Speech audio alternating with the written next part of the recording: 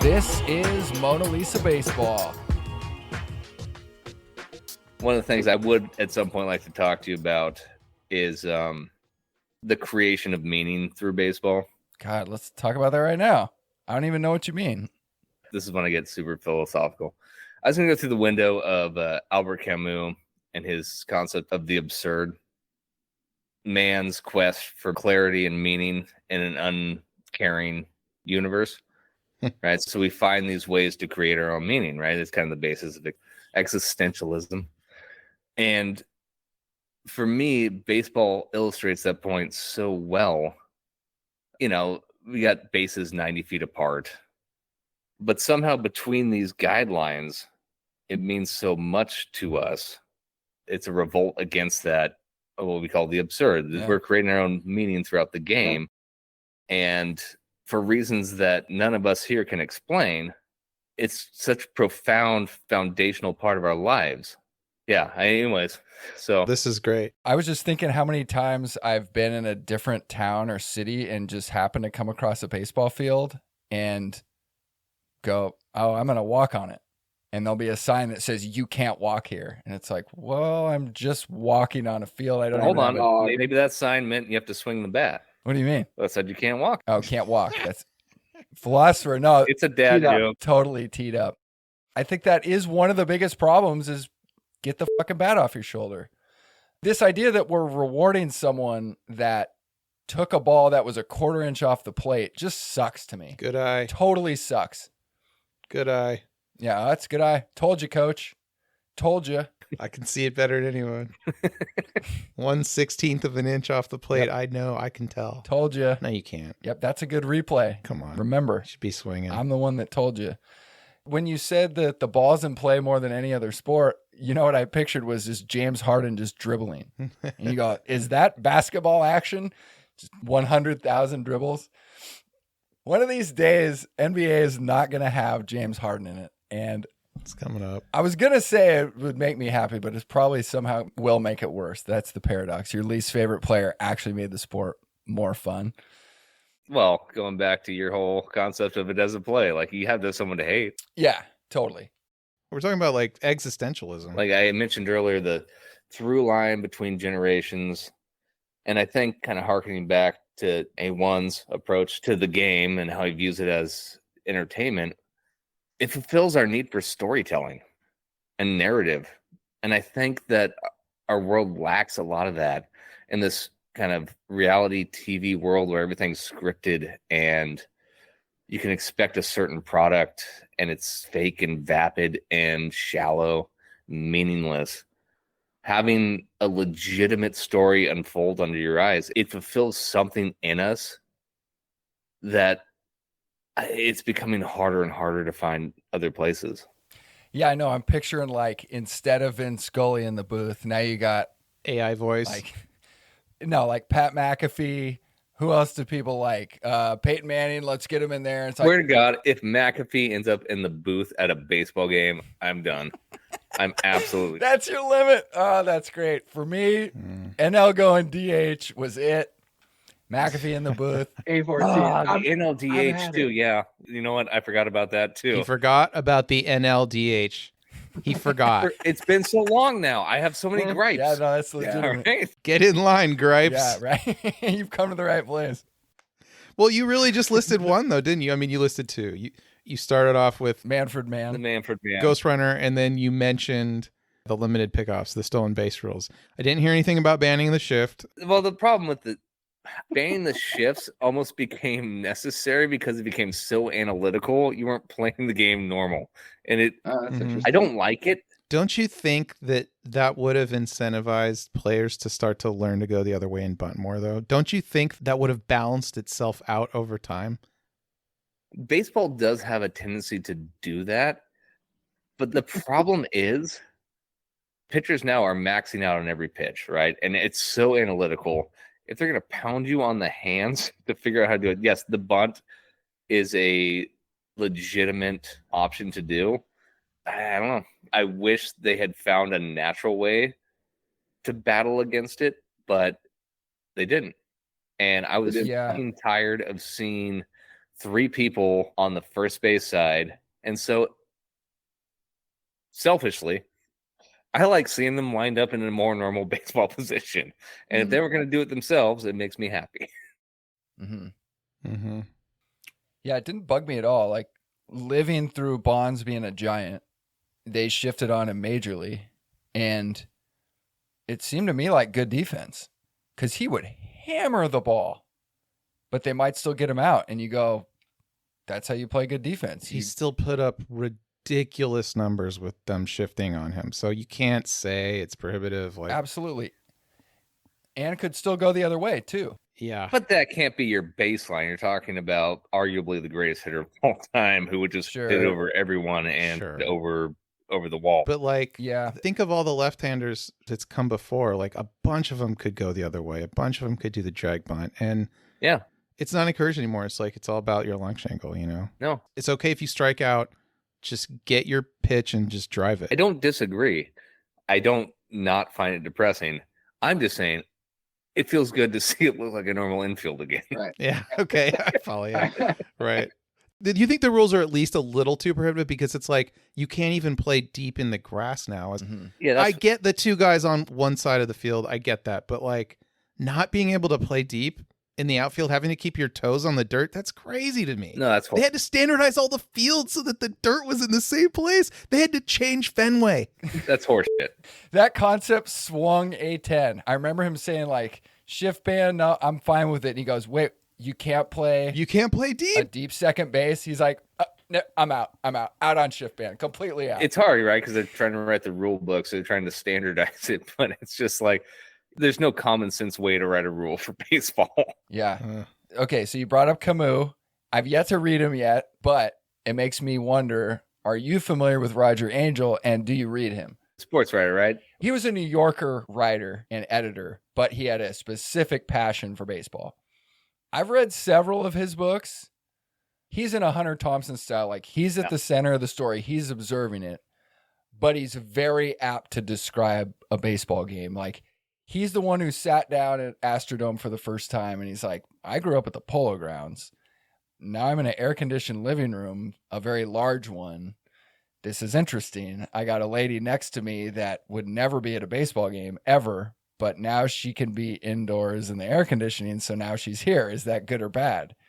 You know, he's making judgment calls on what he's seeing through the sport, but he was an adamant supporter of it's perfect. People always come to me with how they're going to make it better. It's a fool's errand. It's impossible. Let's appreciate what we have. And could recognize that I get why television is important. I get why we want to make the television people happy. It brings a lot of money into the sport. However, being at a ball game is the best. Like, that's the gold standard. It's not what you see on television. Sounds weird. I don't know why you like him. So he writes like that. But what I love about him so much is he's writing from a contemporary angle. So even though you're reading about him writing in 1964, we weren't alive yet, but you can imagine it. And him talking about the cigar smoke at the Polo Grounds, it gives you a chance to get that essence of baseball we missed out on, but yet he understands the purity and how magical it is that they're just so happen to be a sport that came up with 90 feet in the bases and all that stuff. Do you find that fulfilling and torturous at the exact same time? I find it much more fulfilling than torturous because I've already had to live through this. And I can admit, I was not a good fan of baseball. I didn't buy jerseys. I didn't watch all the games, but it was so dependable for me. I never had to think about ever losing it. And I could participate when I wanted and always knew I was a hardcore baseball guy. Yeah. And then once it was taken from me, it was like, well, y'all are losing out on the real version. I think that's kind of indicative of society at large, right? Yeah. Yeah. In a lot of ways that we took so many things for granted and still do, that when you see it erode, you're like, why? That was just the way it was. It's just standard. I thought we all agreed on this. And then when you see things start to disappear or change in a way that's negative, you don't really know how to respond. You know? Yeah, I mean, I didn't. I sat on this project for years. I was in that camp of like, there's no chance you're not throwing the 4 intentional pitches. Like, we cannot afford to lose this. Just put 4 fingers in the air and the guy automatically gets the base. Don't worry about it. I think people would have a hard time who weren't Giants fans understanding how many times we had to watch Bonds get intentionally walked. It was pretty alarming. It was a lot. It was a lot. It was a lot. But And it was infuriating. as a few things started happening, I just saw the writing on the wall, which was, this is not going to go well. I still don't know if I'm right or wrong on that. I mean, I know it in my heart, but in terms of all the baseball fans out there, I just don't hear very much resistance to anything new. Yeah. Because so many people disagree with me. But basically, when they went 2020, it's a short season, the pitchers aren't going to hit in the National League. It was like a full-blown, I need to start making notes now. I have to put out something that at least tells me when I go to sleep that I tried. And then A2 heard me. And then he's like, what do you think about a season 2? I was like, season 2? My manifesto's out. And he goes, I want to challenge your belief system. Great. And here we are, season 5. Trying to save baseball.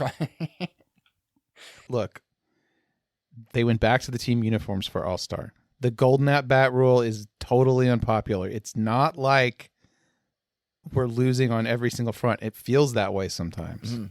It does. I know. Trust me. The resistance is real, and we can galvanize. I mean, look, we got to take the victories that we're getting, okay? They didn't go to full robot umpire. They were just going to have a couple of appeals, okay? Without voices like ours, without people thinking the way that we do, then we'd have that full robot umpire like 3 years ago. Yeah, that's true. Now, you could say, oh, we're just slowing down the change, but... Good. Like, yeah, good, exactly. But like, golden at bat rule, that would... I still have a passing interest in baseball. I still go to a few games. I drag A1 to games every once in a while, but like, I'm more involved in the sport. I follow the Giants. But if they did golden at bat, I'd be out. That would be it for me. I'd be like, that's yours. Never again. Like, I would feel guilty giving them my attention because I know that makes them money and I just want them to fail at that point. Is that A1? Is it disinterest or is it not wanting to aid in the profit of assholes? I think it started with disinterest, and like you keep bringing it up, that's life in general, and that's totally me. I went from sports to outdoor industry, and then that took more of my attention. I will always have an interest in the great, important game because it's the ultimate reality show. It's like the people that are best at their sport, everyone wants to win. It's the best. Name your sport. I love it. I mean, I watched the all-time gold medal curling match, and I was enthralled in 2010. I mean, if it's happening, I'm down. Let's do this. These are the best in the world. Exactly. At some point, it's gotten where I'm out, but there's this muddy line of, am I out because I am not interested or I can't support them? And sometimes I can't really tell. But what I have noticed is as soon as that fucked up thing happens, I turn the TV off where I go, this would have been the perfect time for blank. And instead, and it's like, you know what? I got so many weeds to pull at my house. I'm going outside. Okay. Do you have a favorite baseball journalist? I always liked Grant Bisbee. He was the first one on a blog called McAfee Chronicles. And he had this kind of, I mean, you would have loved it. It was very sardonic.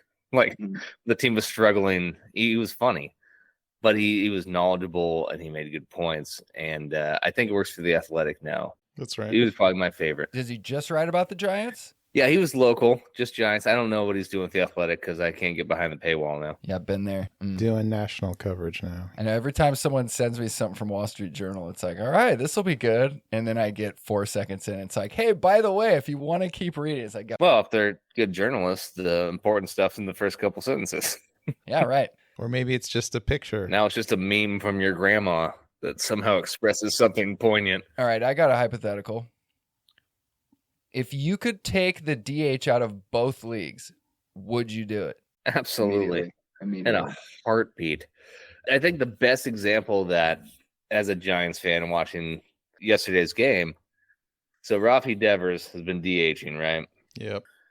So yesterday was the first day that he played at first base, right? Which is a big point of contention back in Boston because he didn't want to do it.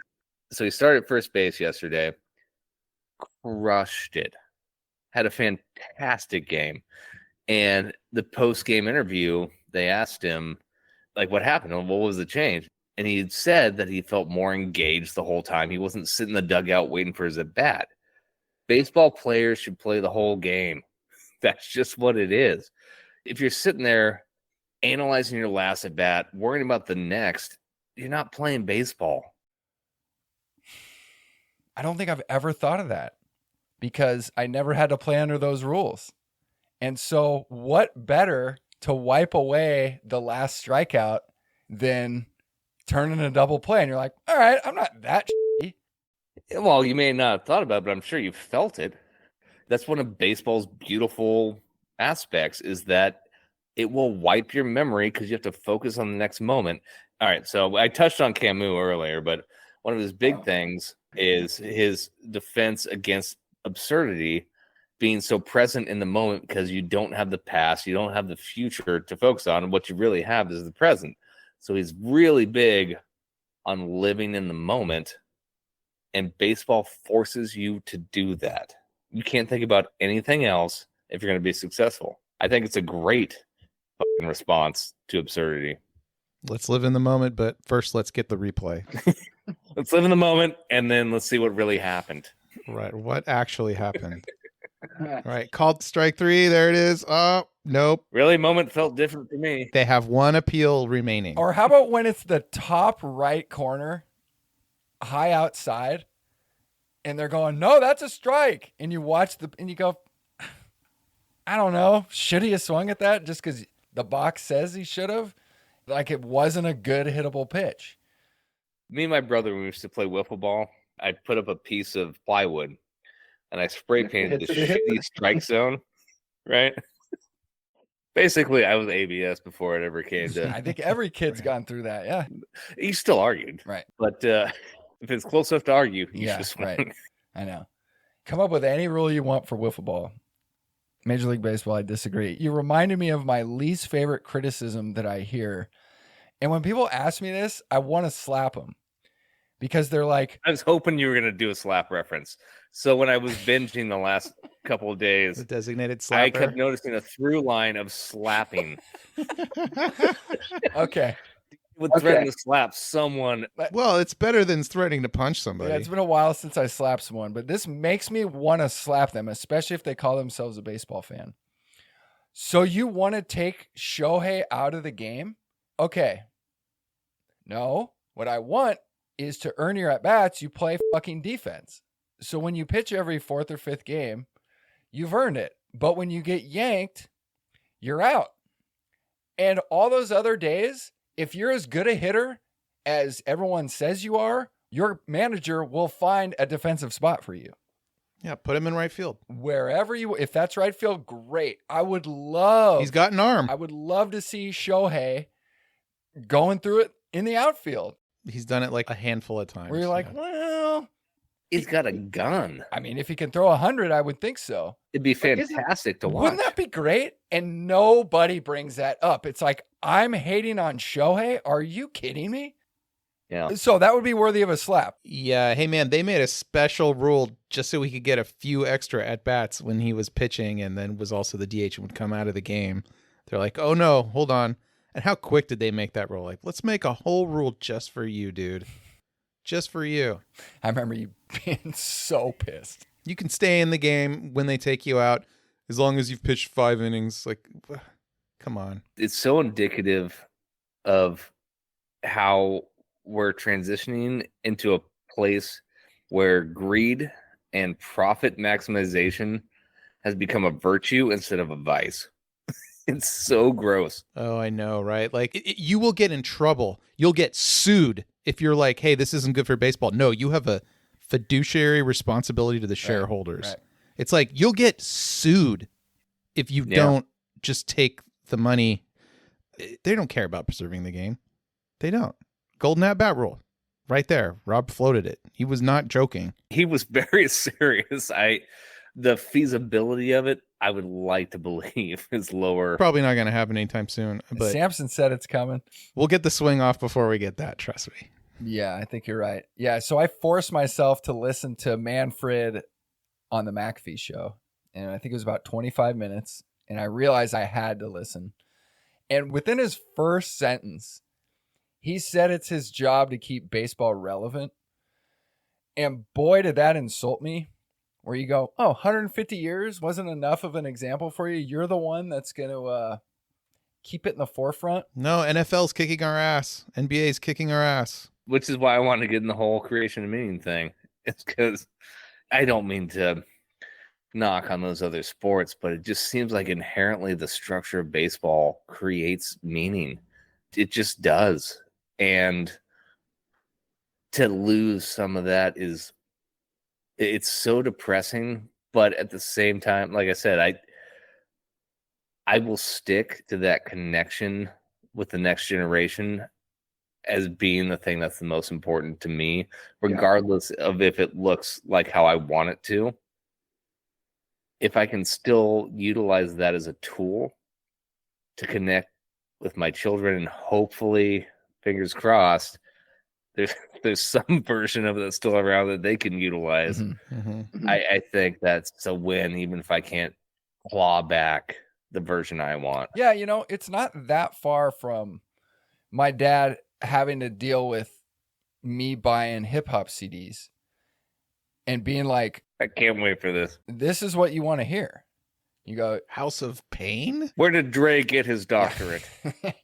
I wouldn't visit him if I had an issue. Maybe like 5 or 10 years ago, me and Sam were dabbling with Wonder Years because I grew up with it, but she wasn't familiar at all. So we started at season 1. I think we only made it till about season 3 or 4, but it's pretty deep. There was this amazing episode where they highlighted the Beatles.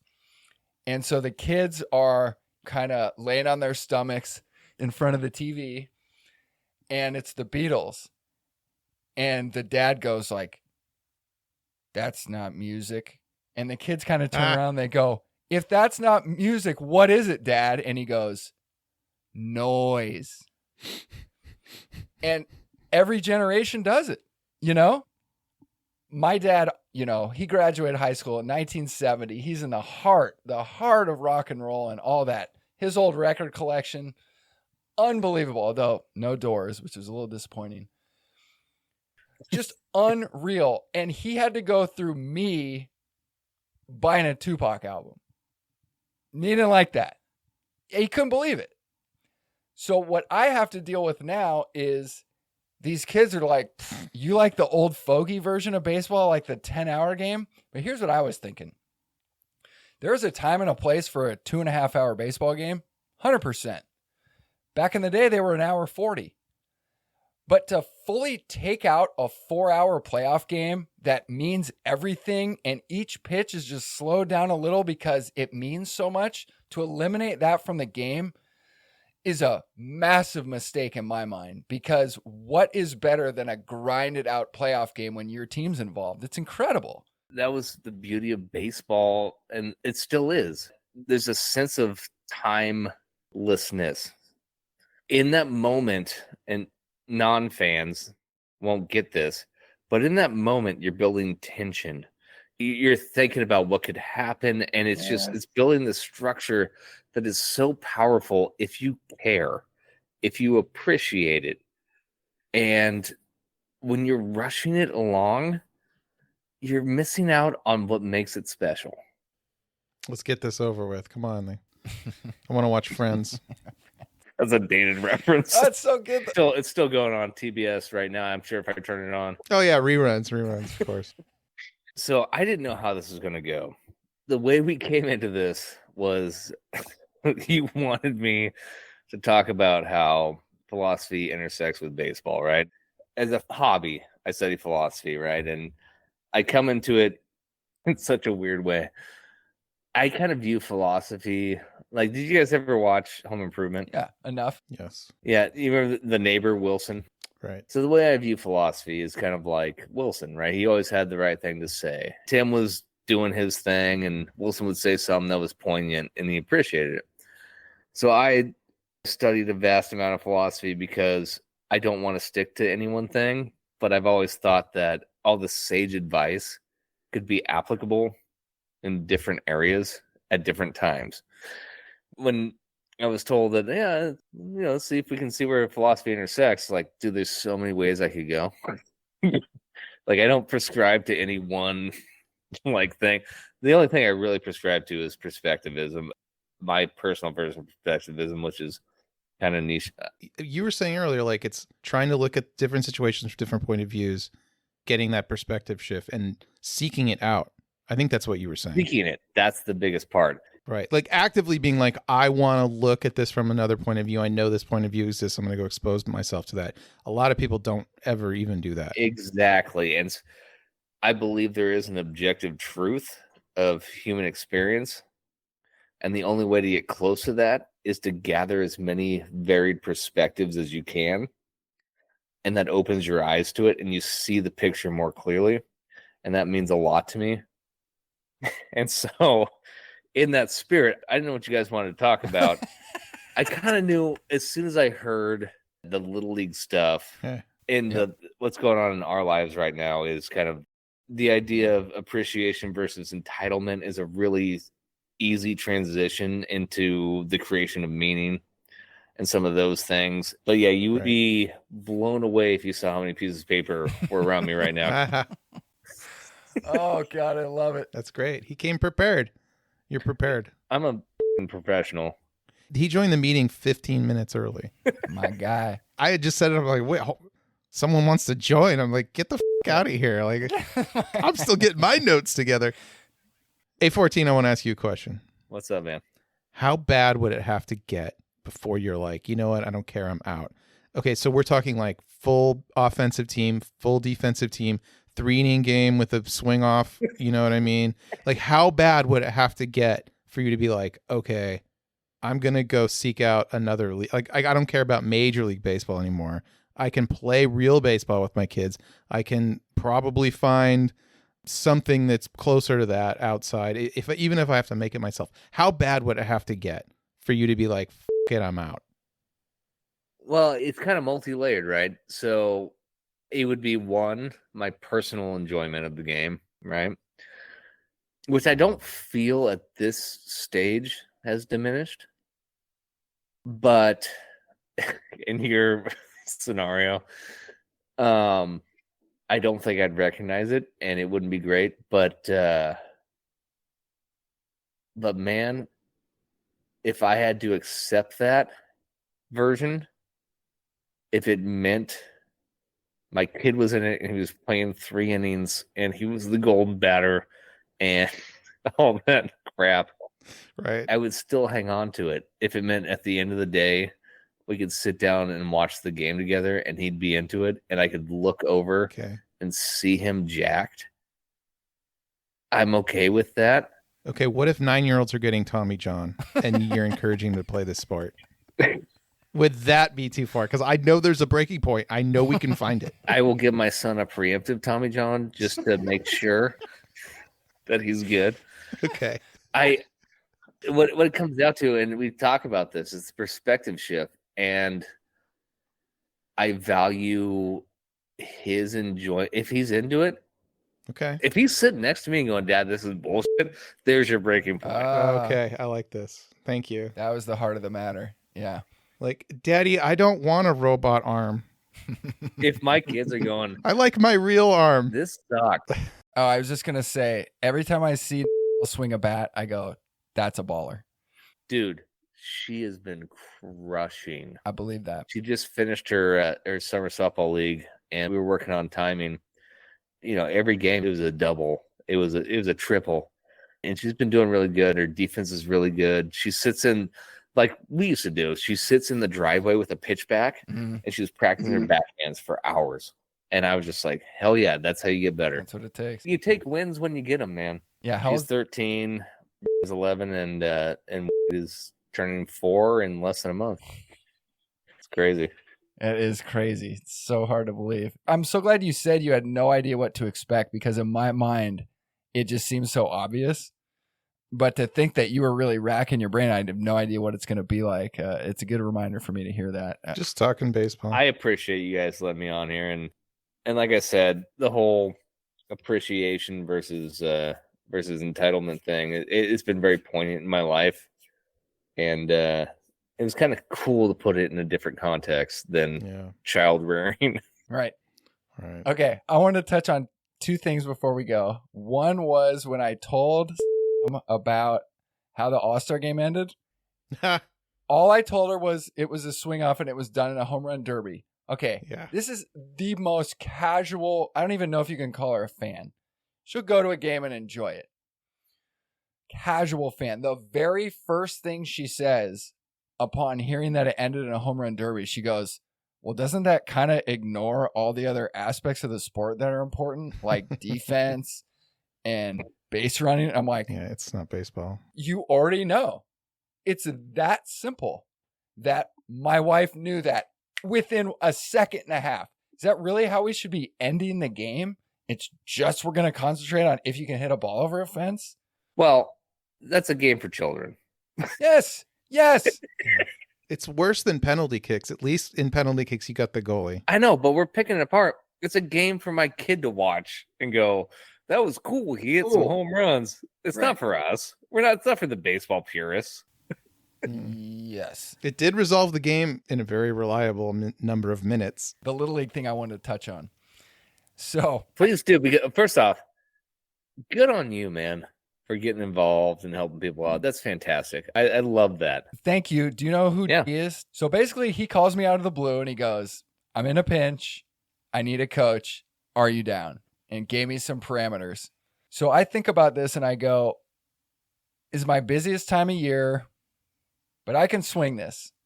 And if this fell in my lap and I'm going to do a baseball podcast, I realize if I said no, I'm basically a poser. If I can at all, I have to. So I did it. And it was so good for me to see the perspective of the kids. But there's this one batter that will always stick out. Okay. So we only had 9 kids on our squad. And that game we had 6 or 7. So the coaches me and had to catch for our pitchers. What? Yeah. So I was catching and I looked to my right, first base dugout, and this swashbuckler comes walking up and he's kind of rocking his head back and forth. And he's 8, one of those bigger kids, right? Sure. He's got the eye black. He's got chains. Of course. In his right hand, style, he's flinging the bat around from the butt, just like flinging it like a whip. And I'm pretty impressed at this point. It's a lot of swagger. So I'm thinking, hey, maybe this kid's got some pop. I'm ready to see it. He's got every motion down. This kid had no chance of making contact. He was awful. I'm not saying an 8-year-old should be the bomb, right? But he had the look of the superstar. And to me, that summarized the whole season of it's more important to have the look than to be able to play catch with your buddy. Superficial bullshit. That was just the number one thing missing was these kids are playing with hard baseballs and they literally don't know how to defend themselves with their mitt. It was wild. But he's got his own helmet. He did have his own helmet. Yes.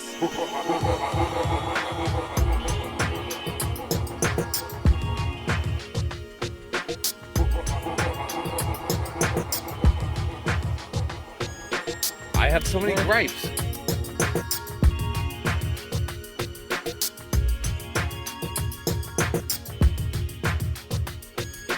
Get in line, gripes.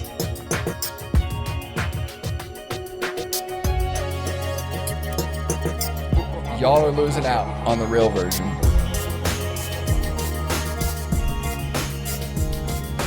All right, I'm going off on a tangent. You can't play deep. Good luck editing this shit. A14, everyone.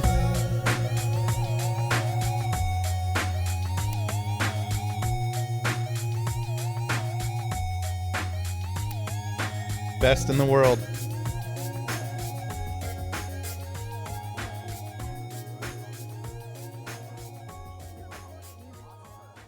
I love you and thank you for having me on. This was fantastic.